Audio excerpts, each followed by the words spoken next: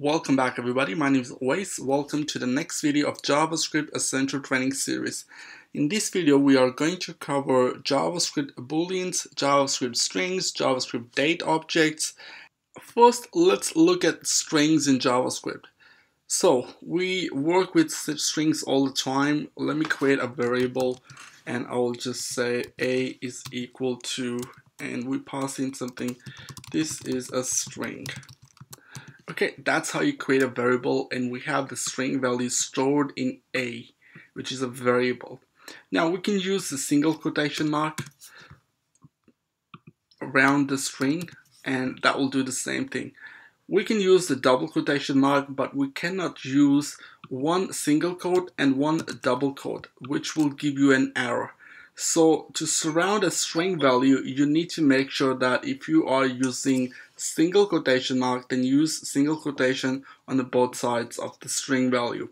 Now, let's say you have a string value here and you want to add this single quotation mark inside our letter, inside the string value, and we just finished this with the single quotation.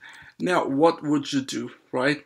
There's an error because these things is not included in string anymore because we finished with the single quotes after I. So to fix this error we can use a double quotation, right? We can use double quotation that will fix this error. But sometimes you have to write a big paragraph or any kind of sentence which has a double quotation inside it, right? Like that. And that's what you get the error, okay? So to fix that error, we have an escape sequence. So if you type this backslash, that will fix that. It will tell the JavaScript compiler that take this as a quotation, double quotation string, but don't close my string with the quotation. So that can fix your error. Now, string basically is an object. It's a series of an array values stored in one variable. Let's say the string object basically lets you work with a series of characters, and it wraps JavaScript string primitive data type with a number of helper methods. We have methods for this string object and we have the properties as well. One of the common properties you will find in strings is a length property. So I can call this by just a.length. That's the property I can call. Now if I want to see how many characters I have in this string, what I can do here, I can create another variable b is equal to, and we can set a.length. Now we can write this document.write, and I'm going to just write b as a value, save the file, and let's refresh the page, and we can see that we have 18 characters in the string, right? So this is a property of your string variable. Now we have the methods as well. Let me show you a few methods. Now the most common method you will find is char at. What we can do here is I'm going to change this and I'm going to call char at method. What it does, it returns a character at the specified index.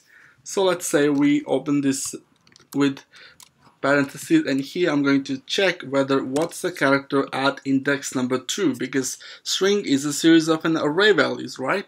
Let's save the file and let's see what we get. Now we have I. So start from 0, t is a 0, and then h is 1, and I is 2. That's correct.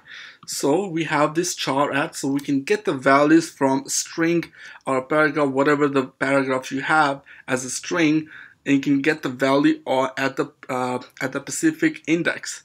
Now we have so many methods available in JavaScript for strings. One of the best one, I would say that if you are working with online text editor, if you are making an application like text editor, you might need to add a functionality to search the string, search the document. What we can do here, I can add, this is called search, and then here inside 2 I can type a, okay? And then I will save the file. We need to add that as a string, so we just add double quotation here, save the file, and we can refresh it. That will search through the index number of that letter, of that character. So the A is on index 10. Now we have the option to replace as well. So we can type the replace and then pass in the index and then type in the character you want to replace in. I would just show you the documentation for that. JavaScript string methods, and we can go to that page and we can look at all the methods we have available here, such as substring, which basically is similar to slice. The difference is that, so you can read it, it's not very hard. Basic JavaScript is not that hard if you are sure about some basic concept of programming. We've been learning the basic concept of programming in JavaScript, but this is about it for the string. Now we have a date object. So the date object is a data type built into JavaScript language. Date object are created with a new date, as I'll show you. Let's create a new date. So we type var, and I'm going to name it date is equal to new, capital D, create a date, and there you go. So you've got a date. Now what if I just bring this document dot write down and we print out the date? Then you could understand. Let's just drop it there, because we cannot drop the document dot write upwards and before creating a date, because the compiler will pass that and won't be able to read this. That's why we have to bring it down. Now let's start date, press Control save, and let's delete this documentation. And now I'll refresh the page. So I have Monday, March 06, 2017. We have some properties and we have some methods as well. Now we have created a date. Now let's say I've created a date here. I'm going to delete this document.write, and I will get another variable, and I'll say get day or get month or get year. So whatever you want to get, so is equal to, now we can use a date object, what we just created, dot, and we have all these method we can use. So what we're gonna use is get full year, because we want to get the year, right? So I'm gonna just select that. So we need to add parentheses at the end. Make sure you add that when you're using method, and let's save it. And now instead of just printing a date, now I can specifically get the year, just the year.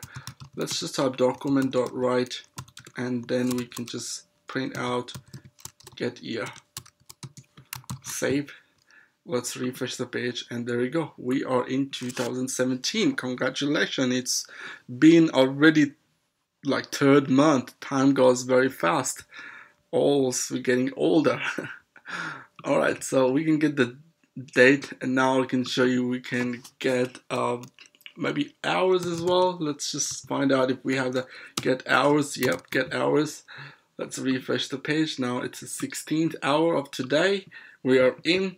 Now dates are really great way to, you know, they're used many times. I mean, I can't explain them right now, but we will use them in a project-based tutorial. So make sure you watch these tutorials and then come back to the channel for the project-based, because we're gonna be building a lot of games and a lot of things in the project-based tutorial. Now we have get time and so many other methods that you can use. If I could show you the documentation, let's go back to the JavaScript date documentation. Okay, so we have this Mozilla. Mozilla is a really good documentation for JavaScript. Okay, so we have all of these methods. You see this? Get year, set date, set full year, set hours, and get end sets, right? So all of these. So read these methods, then you can get better.